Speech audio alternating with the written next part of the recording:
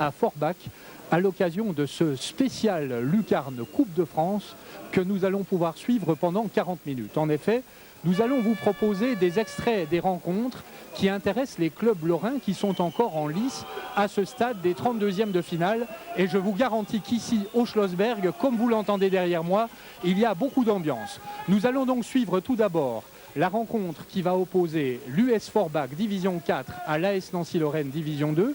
Et ensuite, nous verrons avec nos envoyés spéciaux des extraits des rencontres qui intéressent les autres clubs lorrains, Gueugnon-Metz, Boulogne-Yutz et Épinal-Viry-Châtillon. Spécial football donc dans cette émission de Lucarne que j'aurai le plaisir de vous commenter avec un connaisseur, Robert Zepagnac, qui connaît parfaitement les deux équipes. Robert, cette rencontre paraît déséquilibrée sur le papier, mais ce ne sera pas forcément le cas sur le terrain. Non, parce que c'est la Coupe de France. Il est évident qu'il y a toujours des surprises, ne serait-ce qu'à travers le résultat d'hier de Gueugnon contre le FC Metz. Alors nous allons voir s'il en sera de même aujourd'hui au stade du Schlossberg entre Forbach et Nancy. Tout de suite, la composition des équipes. Et bien voici donc l'entrée en lice des deux équipes emmenées par le trio d'arbitres, messieurs Léon, Heitz et Schneider de la Ligue d'Alsace. Forbach en bleu, Nancy en blanc.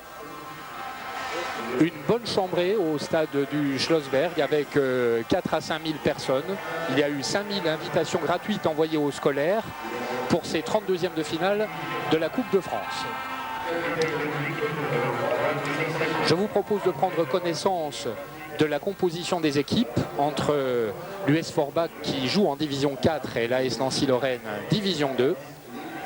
Avec côté Forbachois, numéro 1 gardien Dos Santos, 2 Vandeput, 3 Axteder et capitaine, 4 Cani, 5 Boumedienne, 6 Fantoso, 7 Mangione, 8 Scatareggia, 9 Casanova, 10 Cantaro, 11 Khaled, avec un certain nombre de remplaçants, puisque depuis les 32e de finale, on a droit à 16 joueurs, 12 Tétu, 13 Grasso, 14 Benachour, 15 De Santis, 16 Gilles Geman. L'entraîneur est Patrick S. Et tandis que les deux équipes se prêtent aux photos, je vous propose de prendre connaissance de l'équipe de l'AS Nancy-Lorraine. Dans les buts, 1 Granger, arrière latéraux 2 Angèle, 3 Lipka, l'écluse en numéro 4, 5 Dagno, 6 Rabé Sandratana, 7 Schoen, dont c'est le grand retour, 8 Martins, 9 Sachi, 10 Hadji, 11 Verrel, 3 remplaçants. Olivier Rouillet n'a pas jugé utile d'emmener plus de remplaçants, 12 Salou, 13 Laquet, 14 Roux. Différentes choses à savoir, tandis que les joueurs changent de côté. Eh bien, côté forbachois, c'est le retour de Zacksteder, Fantoso et Casanova qui étaient suspendus, alors que côté nancéien, eh bien, Zavarov et Michel sont suspendus, Morgante est toujours blessé, ce qui fait que les débats seront peut-être un petit peu plus équilibrés qu'il n'y paraît, car sans leur meneur de jeu ukrainien, les nancéiens sont un petit peu diminué.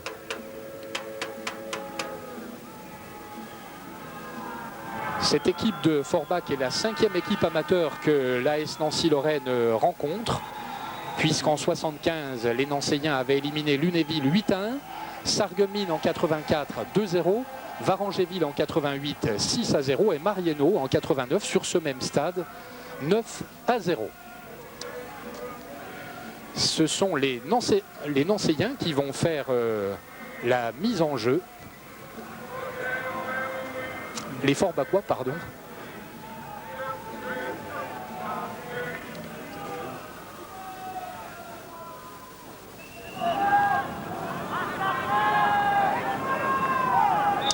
Vous voyez Cantaro qui a donné le ballon et le ton est donné. Ce sera loin devant pour tenter de surprendre les Nancéiens, car l'objectif des Forbachois est de tenir déjà un quart d'heure ou 20 minutes, ensuite de prendre confiance et qui sait pourquoi pas réussir un résultat.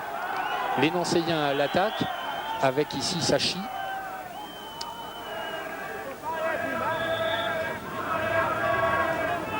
Remise en jeu pour Forbach.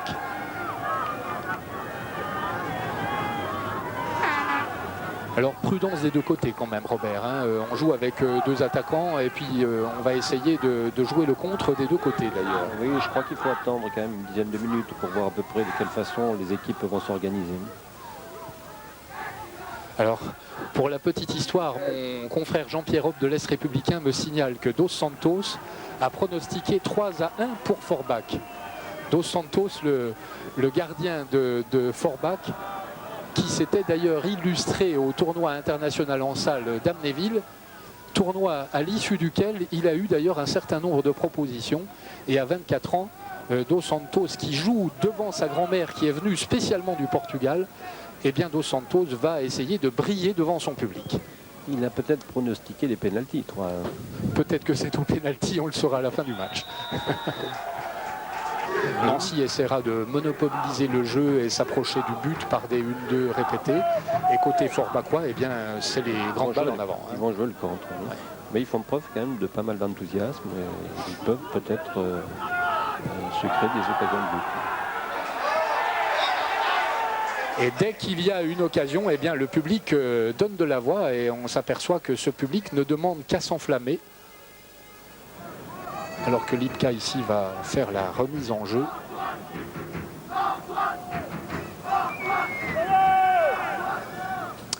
Loin devant, récupération de Forbach puis de Nancy. Ballon remonté rapidement par les Nancéens avec Hadji. Il cherche des solutions. Martins qui a donné sur la droite à Angèle qui est monté. Centre de Angèle qui cherche vers elle. Hors jeu de position signalé par l'arbitre.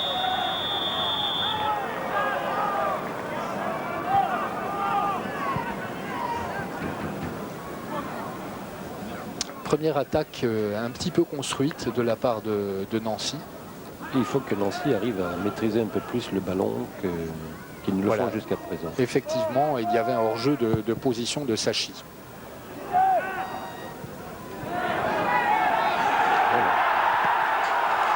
Forbach que nous retrouvons avec cette poussée collective interceptée par Hadji.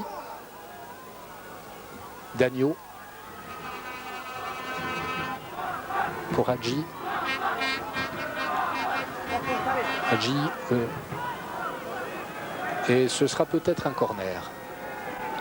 Allez, premier, deuxième, allez! Allez, premier, Tonio! Premier, fight! Boum! Organise le marquage, vite, vite, vite! Vous voyez Sachi au premier plan.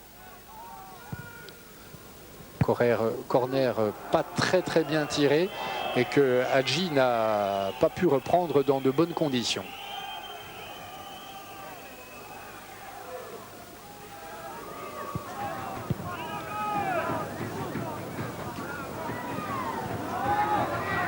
Angèle est le premier sur ce ballon. Hadji. Dagno qui donne derrière pour Schoen. Les Nancéens procèdent plutôt par attaque construite. Avec ce ballon ici devant pour Sachi. Dessus, allez! Ouais, Tonio, dessus, allez! Ballon toujours nancéen avec Lipka qui a cherché le 1-2 qui embarque une partie de la défense. Centre, dégagement de Zach Steder. Dagno qui a hésité à tirer et il a été contré. Coup franc pour Forbach. Dagno a hésité alors qu'il était en position de tir aux 20 mètres à un moment donné. Oui, à mon avis, il aurait dû prendre sa chance. Là. Nous le revoyons ici, Dagno. Il est à 25 mètres à peu près. Oui. Il hésite, il cherche le 1-2 et il est intercepté. Interception Schoen pour Dagno. On relance la machine pour Nancy avec Martins. Forbach très présent dans le milieu de terrain puisque c'est là que se conquièrent les ballons. Oui, ils posent beaucoup de problèmes à la base collective de Nancy par leur enthousiasme. Leur mobilité, oui, tout à fait.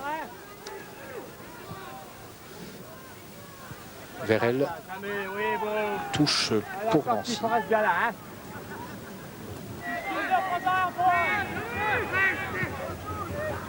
Martins contré et c'est un corner. Premier, deuxième, allez. Vai, Tonio. Boum, fais-moi le marquage, boum. Là-bas, boum.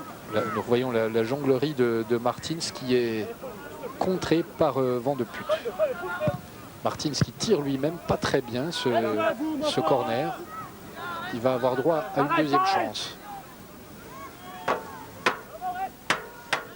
Des problèmes de réglage de corner pour Nancy. Martins qui est gaucher. C'est bien joué. Avec une faute. Il y avait une faute, mais c'était bien joué. Première action dangereuse. Le ballon est arrivé exactement au point de pénalty. Nous le revoyons. Un peu plus haut que les précédents. Voilà, il a compris qu'il fallait lever quand même un petit peu ses ballons, Martins. Ballon bien travaillé de surcroît. Avec Juan dos Santos bien placé. Angèle qui a cherché Sachi. Sachi une nouvelle fois devancé cette fois-ci par Boumedienne.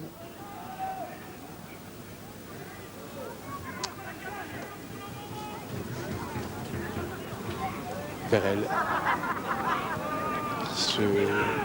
Oh là là, faute de Vérel qui a donné directement pour Cantaro. Cantaro. Intervention de... Intervention de Branger. Et pénalty décide Monsieur Léon sur cette énorme bévue de Vérel qui a voulu donner en retrait et qui a donné à Cantaro. Et Branger a fait cette faute dans la surface.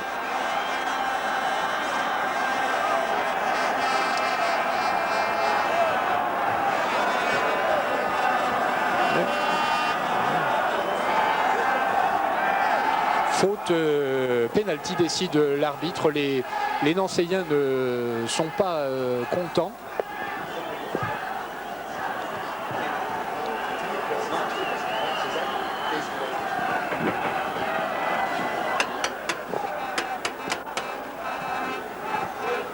Penalty donc qui va représenter un petit peu le tournant de la rencontre, car cela va permettre à Forbach peut-être de mener.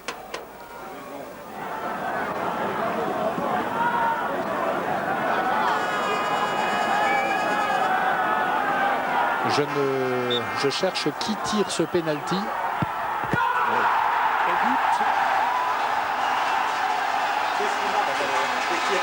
Il me semble. C'est Casanova. Casanova qui marque le but sur penalty dans l'enthousiasme qu'on devine.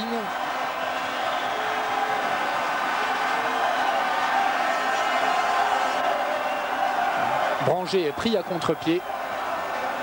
1-0 pour Forbach. Eh bien, il fallait un but pour relancer ce match qui avait tendance à s'endormir un peu.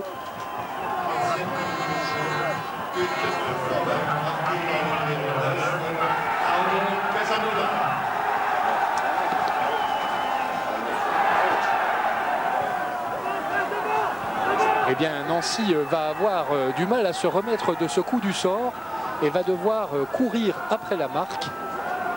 Ah, il faut qu'il réagisse tout de suite. Hein, parce que... Et là, Forbach est relancé complètement avec son enthousiasme dont il fait preuve depuis le début de la partie.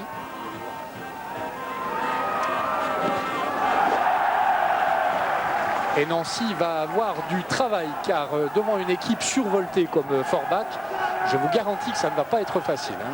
Oui. Nancy avec Dagno qui a donné pour Rabé Sandratana. Et là, il faudrait effectivement quelqu'un pour mettre de l'ordre dans la maison. Vérel qui tente une échappée.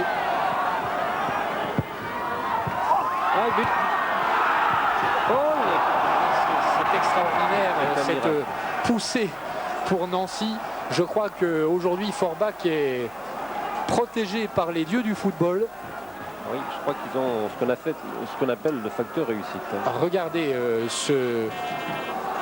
ce tir en profondeur ou cette passe, je ne sais pas, de Rabé. Oui, c'est un tir manqué. Le ballon va sur le poteau. Il revient en jeu, il n'y a personne. Il longe la ligne de but. On a l'impression qu'il va rentrer. Et il touche l'autre poteau. Ah, c'est une situation extraordinaire par l'effet de ce ballon. Concours de circonstances extraordinaire pour Forbach, ce qui montre que Nancy aujourd'hui risque d'avoir un petit peu la scoumoune, comme on dit. On est dans la dernière minute et l'arbitre siffle d'ailleurs la mi-temps qui intervient sur le score de 1-0 pour Forbach. But sur penalty qui a peut-être d'ailleurs, je vous ai dit Casanova, mais c'est peut-être Scatareggia qui a marqué, mais d'ici nous ne voyons pas du tout les numéros des joueurs de Forbach sur leur maillot.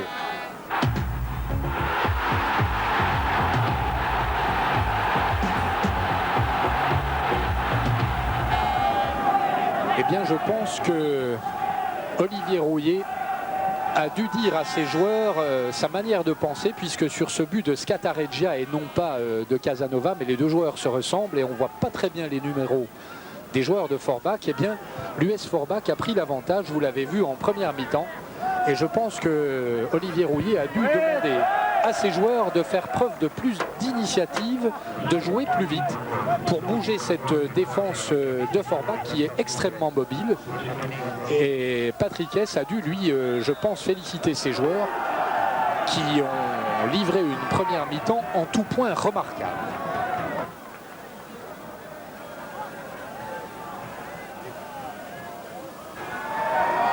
Ballon en direction de Sachi. Sachi devancé une nouvelle fois.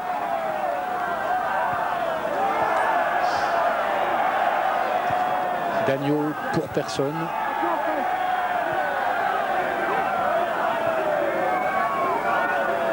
Angèle. Vérel. Vérel qui a pu centrer. Il n'y a personne. Tout le monde a regardé.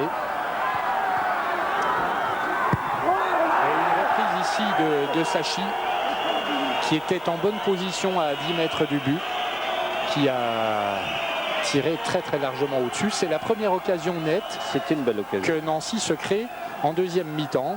Petit lob de Sachi qui met sur son pied gauche. Le ballon revient en cloche et tire très très largement au-dessus. Et vous voyez les deux Forbachois qui étaient revenus en catastrophe. Il a été embêté par les deux joueurs de Forbach.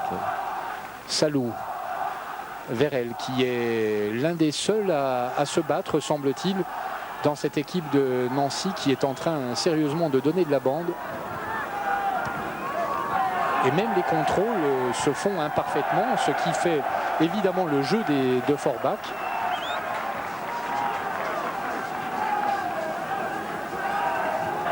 L'écluse. Van de Putte qui est intervenu avec beaucoup d'opportunisme. Rabé qui a prolongé sur Laquet. Il n'y a pas de hors-jeu, décide l'arbitre. Et tous les tirs nancéiens sont contrés. Et Dos Santos sans difficulté. Alors que là, Sachi avait peut-être une opportunité. Mais les Nancéiens ne manquent sérieusement de vivacité. Avec ici Branger qui vient de sauver son équipe d'un 2-0 assuré devant Casanova. Et ce sera une touche nancéienne. Un changement de joueur. Changement de joueur. Donc demandé par Patrick Hess. L'arbitre et c'est la fin. Siffle la fin de la rencontre, qui voit l'une des plus grandes surprises de ces 32e de finale sous vos yeux, avec la qualification pour les 16e de finale de l'US Forbach, qui vient de battre à la régulière l'AS Nancy-Lorraine. C'est le délire dans les rangs forbachois avec Dos Santos, le public qui envahit la pelouse du Schlossberg. Est forcé de constater, Robert Zepagnac, que cette victoire est méritée et que Forbach a fait tout le jeu. Oui, Forbach mérite largement cette victoire et il est surprenant de voir une équipe comme Nancy jouer telle qu'elle l'a fait durant ce match-là. Eh bien, vous imaginez le bonheur de Patrick S qui est à mes côtés. Si on vous avait dit, Patrick, que vous risquiez de battre l'AS Nancy-Lorraine cet après-midi, vous l'auriez cru? Bon, y croire, bien sûr, dans la mesure où on participait au match. La seule chance de ne pas gagner, c'est de ne pas participer à ces 32e. On était là, donc on avait une petite part de chance de gagner. Vous y croyiez? Vous l'aviez dit à vos joueurs avant le match? Vous leur avez dit on a notre chance? Non, j'ai pas parlé ni de victoire ni de défaite. Ce que je leur ai dit, je voulais qu'ils fassent un grand match dans la mesure où il y avait plus de 3000 spectateurs. Donc ce que je voulais qu'ils fassent, c'est qu'ils séduisent et qu'ils fassent un grand match collectivement et pas individuellement. Alors maintenant, la grande question, vous êtes en 16e de finale. Qu'est-ce que vous espérez pour ce match qui vous attend maintenant? J'espère surtout qu'on jouera à nouveau à domicile. C'est ce que je veux pour qu'il y ait à nouveau beaucoup de monde et que le Schlossberg vive à nouveau un grand moment. Peu importe l'équipe, pourvu que ça soit ici. Vous préférez peut-être quand même une équipe de première division, quitte à quitter la Coupe de France? Bien sûr, oui, oui. Olivier Rouillet, j'imagine, est extrêmement déçu. Qu'est-ce qui n'a pas marché ce soir, Olivier? C'est une bonne question, mais la réponse est toute simple. Il n'y a rien du tout qui a marché. Je crois que mon équipe a été incompétente face à Forbach. Elle n'a jamais su répondre à une situation. Elle n'a jamais su créer le danger dans le camp de Forbach. Je crois qu'on a dû avoir une occasion de but dans tout le match. C'est peu pour l'équipe professionnelle. C'est quand même grave ce que vous dites. Ah ben c'est très grave, oui, et puis j'assume ce que je dis, et je leur ai dit tout à l'heure, il y en a qui subiront les conséquences de cette prestation catastrophique. Je crois qu'il y a des gens qui ont besoin de se remettre en cause, il y a des gens qui ont besoin de penser qu'au football et non pas à autre chose d'autre, c'est ce que je suis en train de me poser comme question. Et ben c'est grave, tant pis. Vous savez, comme je dis toujours, quand on est sur le rectangle, on est à poil et on démontre ses qualités de footballeur. Et ben je ne crois pas que mes joueurs ont fait preuve de beaucoup de qualités de footballeur ce soir. Donc ils en assument les responsabilités, comme moi j'assume les responsabilités, les choix que je fais. Si un jour, moi, on ne veut plus de moi, on me foutra dehors. Donc moi, je fais exactement la même chose pour les joueurs. Qui sort dans les pieds de Casanova, le gardien nancéen a-t-il joué le ballon ou l'homme? Toujours est-il que l'arbitre désigne le point de pénalty. Nous sommes à la 36e minute de jeu. Un pénalty que transforme Scatareggia. 1-0 pour Forbach à la surprise générale. La seule action véritablement dangereuse des Nancéens, ce tir de Rabé Sandratana sur le poteau. Le ballon longe la ligne de but sans jamais la franchir et va même toucher l'autre poteau. Le score en restera là. Forbach se qualifie pour les 16e de finale. C'est le dernier club de D4 encore en lice dans la compétition. Pour Épinal, qui recevait Viry-Châtillon, club de Détroit, c'est en deuxième. En motivation, il y a des clubs au niveau amateur qui ont très bien réussi, donc il faudra qu'on donne tout, qu'on soit bien sûr, il faudra qu'on soit au top, hein, à 120%, et puis en espérant que la SNL vienne un peu décontracter, quoi, et puis il risque d'avoir une surprise. On peut avoir des paroles prémonitoires et ne pas se prendre pour un dieu. Exemple, le capitaine de l'US Forbach qui, après avoir mené son équipe à l'exploit, a le triomphe modeste. Aujourd'hui, comme après chaque rencontre, il a repris la truelle pour construire sa maison à Tédin. Et pas plus le match que la fête d'hier n'ont émoussé le courage de ce jeune homme de 26 ans, car la victoire donne des forces. Ce qui nous arrive, c'est quand même super. Hein. Je pense qu'on a écrit une belle page pour Forbach, pour la ville, pour toute la région, quoi. C'est vraiment super. On s'en rend pas encore tout à fait compte maintenant, mais je pense que ça va être pas mal. On va aller au tirage jeudi là, avec l'entraîneur et puis le président. Et puis je pense que c'est à partir de là qu'on va se rendre compte qu'on est quand même dans la cour des grands maintenant et ça va être pas mal. Retour sur le match et sur ce pénalty victorieux de la 36e minute. Retour sur ce capitaine Comblet qui aime les joies simples en famille, mais surtout adore le football. La preuve, l'après-midi, il est à nouveau sur le terrain pour supporter ses collègues de l'équipe B qui affrontent en première division de district le club de Grossbliederstroff. À ses côtés, ses coéquipiers et bien sûr l'entraîneur, lui aussi en plein travail. Il faut un cendrillon. Bon, la chance, c'est que ça tombe sur moi. Ça aurait pu tomber sur un collègue. Bon, c'est sur l'US Forbach, tant mieux. Mais il n'y a pas la grosse tête, il n'y a rien. D'ailleurs, je suis là. Demain, on reprend l'entraînement. Vous avez vu Denis ce matin, il bosse. Et donc, je crois que personne n'a attrapé la grosse tête.